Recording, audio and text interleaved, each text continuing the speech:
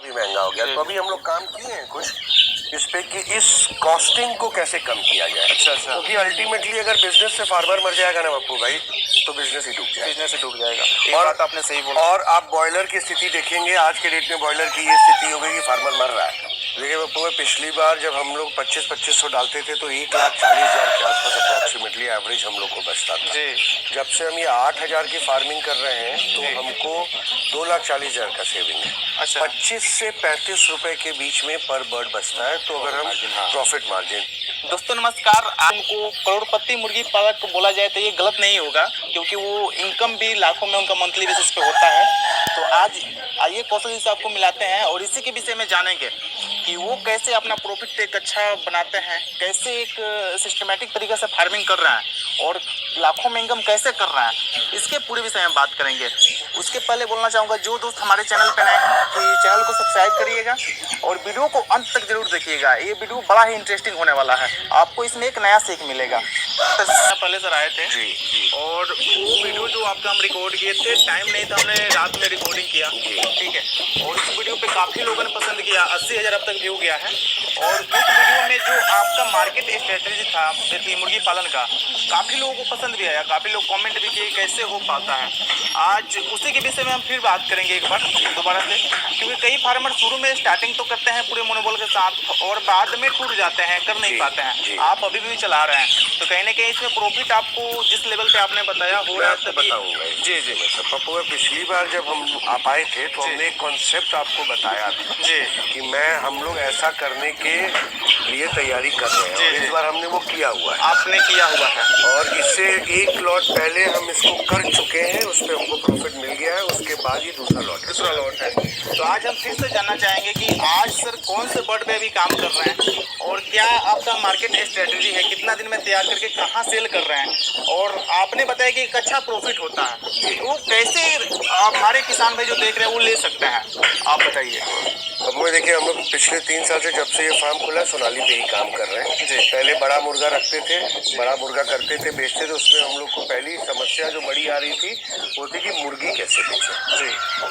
बहुत उस पर काम किया, करते करते ये एक नया ट्रेंड शुरू हुआ सोनाली में फेरी वालों से, जो फेरी वाले बेचते हैं, और वो 650 ग्राम पे आपका बच्चा बेच देते हैं, जिसको आने में हमको लगता है 500 से 600 पे बेचते हैं। 2 महीने का समय लगता है, 50 से 60 दिन के बीच में आ जाता है। 60 दिन के बीच में बेचते एक हफ्ता। हमने पहली बार बेचा था जब फेरी वाले को, तो 2500 के फार्म में 2500 ही बच्चा डाला था जी।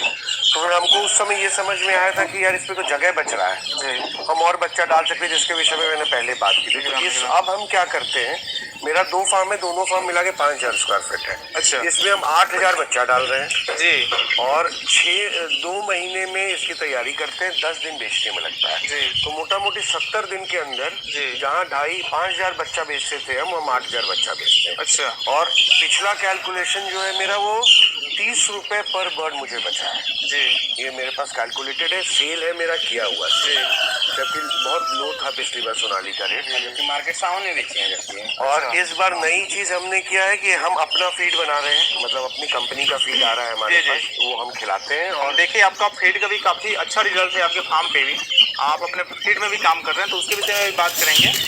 और ये जानना चाहेंगे कि ये जो मुर्गी भी आप डाले हुए सोनाली बर्ड हो गया, तो इसी पे भी काम कर रहे हैं, इसको कितना टाइम हो गया डाले हुए? ये 20 दिन का बच्चा है हमारे पास, लगभग 100 कितने ग्राम का हुआ है ये 170-76 ग्राम, 170-76 ग्राम का है। ये हमारा फीड खाता है, पाटलिपुत्रा का फीड है जी। और आज 20वां दिन है, आज 20वां दिन है, आज 20वां दिन है। देख रहे हैं ग्रोथ भी ठीक है फीड का। और जो बगल वाला फार्म है हमारा, उसमें आज 32 दिन हो गया, आज 32 दिन हो गया। 200 कुछ ग्राम, 270 ग्राम है। 200 तो एक हफ्ते पहले था, अभी एक्चुअली इसमें 310 ग्राम के आसपास उसका एवरेज, 300 तक लगभग एवरेज हम देख रहे हैं कि 300 ग्राम अभी आ चुका है। तो इसको अपने फार्म पे और कितना दिन तक रखिएगा? हम लोग 60 दिन रखते हैं, 70 दिन मैक्सिमम मान लीजिए। 60 दिन हमारी तैयारी है कॉन्सेप्चुअली, हम ये हमारा एनालिसिस है अभी तक कि 60 दिन तक ये तैयार होता है, 10 दिन बेचने में लगेगा। अच्छा। दोनों फार्म में हम 15 दिन का गैप करते हैं। जैसे ये बच्चा वो बच्चा तैयार होगा, उसको 10 दिन बेचेंगे, तब तक ये तैयार हो जाता है, फिर उसमें हम ब्रूडिंग करने लगते हैं। जी जी। तो अभी 8,000 आप चूजा सर देखिए डाल रहे हैं और 8,000 चूजा सर देखिए तैयार करके सेल कर रहे हैं। जी। ये आपने बताया कि ये जो पूरा एरिया आपका होगा दोनों फार्म को लेकर के 5,000 स्क्वायर फीट होगा। हाँ जी। तो एक तो बेनिफिट हम देख रहे हैं कि कम जगह में आप ज्यादा मुर्गी पालन कर रहे हैं। हाँ, प्रॉफिट हमारा लगभग 1.75 गुना ज्यादा हो रहा है। 1.75 गुना ज्यादा है। पहले जैसे अगर से। हम 2,500 बच्चा बेचते हैं जी तो अगर आप 30 रुपए से जोड़िएगा तो 75,000 रुपए होता है। जी। अब हम 5,000 बच्चा 4,000 बच्चा करते हैं तो लगभग 1,20,000 होता है। अच्छा तो 1.75% जो है जी प्रॉफिट हमारा मार्जिन ज्यादा है। रिस्क कम है। जी 30 दिन का रिस्क कैपेसिटी कम है मेरा। अच्छा। बर्ड जितना दिन आपके फार्म में रहेगा उतना ज्यादा रिस्क। जी कैपिटल इन्वॉल्वमेंट आप मैं ये नहीं कहूंगा आधा है, लेकिन 25 से 30% जी। दो फार्मिंग अगर आप कैपिटल कैलकुलेट करेंगे तो 30% कैपिटल कम है। कैपिटल कम है। जी। तो ये तो एक तरह से हम देख रहे हैं कि बॉयलर वाला कॉन्सेप्ट आ गया है। जैसे Almost हम उसमें 34 से 35 दिन में तैयार करके सेल ब्रॉयलर नहीं कह सकते, लेकिन डबल एफजी से कम टाइम में तैयार हो जा रहा है। जैसे वही डबल एफजी 55 दिन 60 दिन डबल एफजी भी लेता है, कुछ उतने में किसान easy जो तैयार ज्यादा हो जा रहा है। पेशेंस नहीं रख सकते हैं, बड़ा मुर्गी तैयार करने में 4-5 महीना उनको समय लगता है। जी। तो ये तो देख रहे हैं कि 2 महीने में तैयार हो गया, 70 दिन में अपना फार्म खाली हो गया। जी। तो एक तरह से देखा जाए तो एक टारगेट समय में जो अपना सेल आउट हो जाता है। साल भर में 4 फार्मिंग कर रहे हैं। 4 फार्मिंग कर रहे हैं और एक अच्छे लेवल पे भी कर रहे हैं, ज्यादा समय अपने पास रखना नहीं।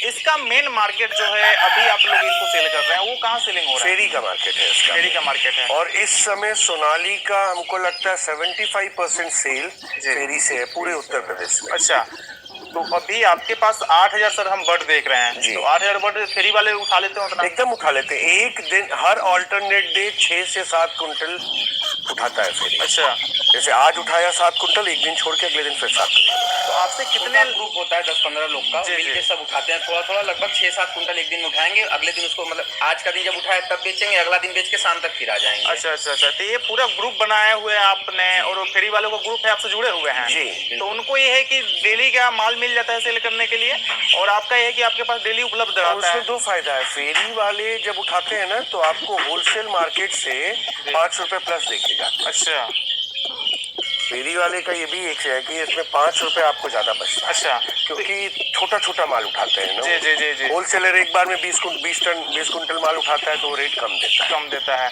मतलब अगर चाहे तो इसको होलसेल में भी हम बेच सकते हाँ, हैं। वो है ऐसे लोग। अच्छा। अब जैसे मैं बनारस में बैठा हूँ, जी। कुछ लोग जीएनपुर गाजीपुर लोड करते हैं अपने यहाँ डंप करके और फिर वहाँ से फेरी करते हैं। क्या बात।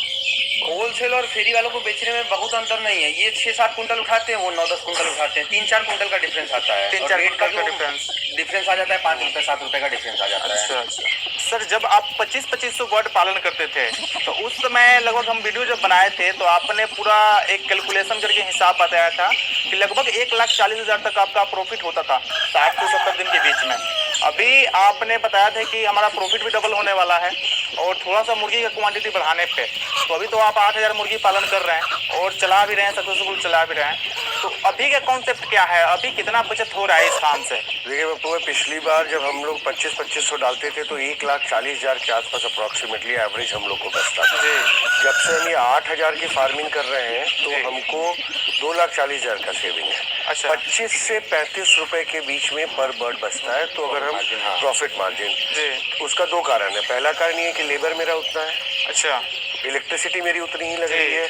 सारा जो एक्सपेंस था 5,000 बर्ड का, एक्सपेंस उतना ही है जी। और अमाउंट ऑफ बर्ड हमने बढ़ा दिया है। जी। तो एक्सपेंस का जो 2,500 जो एक्स्ट्रा बच्चे हम 3,000 डाले, उसका जो एक्सपेंस है वो हमारे प्रॉफिट में आ जाए। तो फर्क अभी कितना है कि सिर्फ दाना थोड़ा सा ज्यादा खिलाना। दाना खाते, देखिए दाना जो खाते हैं वो तो रिटर्न आता है, वो तो कैपिटल इन्वेस्टमेंट है। कैपिटल इन्वेस्टमेंट अगर हम इसी फार्मिंग को डबल करेंगे तो भी तो उतना ही कैपिटल हम लोग लगाएंगे। तो ये बेसिकली एक कैपिटल इन्वेस्टमेंट है हम लोग का। तो इस बार जो पिछला लॉट हमने बेचा है उसमें 2,40,000 रुपए का हम लोग 2,40,000 का प्रॉफिट आया था। तो ऑन एन एवरेज हम कहीं ना कहीं 30 रुपए पर बर्ड पे एवरेज यही आता है। कभी अगर आपका 25 रुपए बच रहा है तो अगली लॉट में आपको 35 रुपए बचेगा, तो एवरेज मिला के 30 रुपए ही आना है। अच्छा। अभी जो अपने फार्म पे है सर, आप अपना फीड खिला रहे हैं, खुद का बनाया हुआ फीड खिला रहे हैं, तो हम जानना चाहेंगे कि जो पाटलिपुत्र का फीड खिला रहे हैं इसका क्या एफसीआर निकल रहा है और कितना ग्रोथ रेट है इसका, इसके बारे में थोड़ा सा बताइए दाने के बारे में। पप्पू भाई, अभी पहले मैं 3 साल हो गया मुझे फार्मिंग करते। मैं मतलब ऑलमोस्ट मुझे लगता है जितने भी कंपनीज हैं यहाँ की सबका फीड ट्राई कर चुका हूँ। अच्छा लेकिन किसी के फीड में सेटिस्फैक्ट्री रिजल्ट नहीं आता था। अच्छा मतलब आप सेम कंपनी का फीड खिला रहा हूँ, इस स्लॉट का वेरिएशन अलग आएगा, उस स्लॉट का वेरिएशन अलग आएगा जी। और जो ग्रोथ पीरियड था वो बढ़ जाता था। फीड बहुत ज्यादा इनटेक होता था। एक फार्मिंग में तो हमको याद है कि हम लोग 5 का FCR आया था, 5 के FCR पे फीड खिलाए, 4.8 के FCR पे फीड। उसके बाद ही हमने ये सोचा कि यार जब हम पैसा लगा ही रहे हैं तो अपना काम क्यों नहीं शुरू करें। 4.8 का FCR मतलब 4.8 8 किलो खा के 1 किलो आएगा। हम देखिए किसी पर्टिकुलर कंपनी का नाम नहीं लेना चाहेंगे, लेकिन हम आपको बता रहे हैं। उसके बाद हमने ये सोचा कि अब हम अपना फीड बनाएंगे, थोड़ा कैपिटल इन्वेस्टमेंट लगेगा, लगाएंगे, लेकिन आज हम अगर थोड़ा पैसा लगाते हैं तो कल हमारे लिए प्रॉफिट है। जी जी। तो फिर हमने पाटलिपट्टा यूपी में सारी कंपनियों के साथ बात किया, समझा, लेकिन यहाँ के फीड की क्वालिटी में कभी कहीं हमको दिखा नहीं ये काम हो सकता है। तो फिर मेरी बात पाटलिपुत्रा फीड में हुई, उनके यहाँ गया, उनके फैक्ट्री पे देखा। देखिए बेसिक डिफरेंस क्या है, उन लोग का फीड सोया बेस होता है जी और यहाँ पे ज्यादातर कंपनियां जो फीड बना रही हैं ये राइस ब्रांड और राइस के बेस पे बना रही हैं। अच्छा। तो प्रोटीन का कंटेंट कम है, जिस वजह से आपका जो ग्रोथ है बर्ड का वो स्लो है। अच्छा। और हमारा जो फीड है वो यहाँ के फीड के बराबर प्राइस का है, लेकिन इसका FCR हमको लगता है ऑलमोस्ट हमारा 2.8 के आसपास, 2.8 या 3 kg मैक्सिमम ये तो बढ़िया FCR बोल सकते हैं देसी पे। और डबल FG पे मेरे फीड का FCR अप्रोक्सीमेटली 1.6 to 1.8।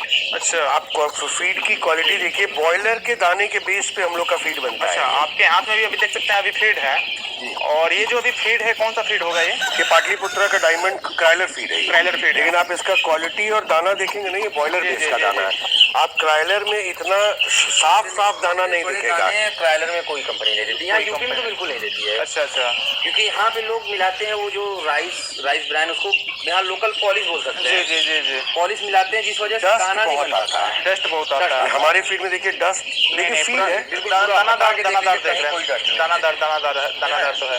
ये तो बोल सकते हैं कि फीड की क्वालिटी। और आप जो पहले किसान हैं, बाद में आपने फीड का काम स्टार्ट किया, तो आपसे बेहतर कौन जा सकता है? हम पहले अपने पास एक्सपेरिमेंट किए और आज के डेट में मेरे से 4-5 किसान जुड़े हैं जो हमसे फीड ले रहे हैं। अच्छा। बहुत बड़ा मार्केट नहीं बना है मेरा, अभी 2 महीना हुआ, पिछले फार्मिंग से हमने इसको देना शुरू किया है।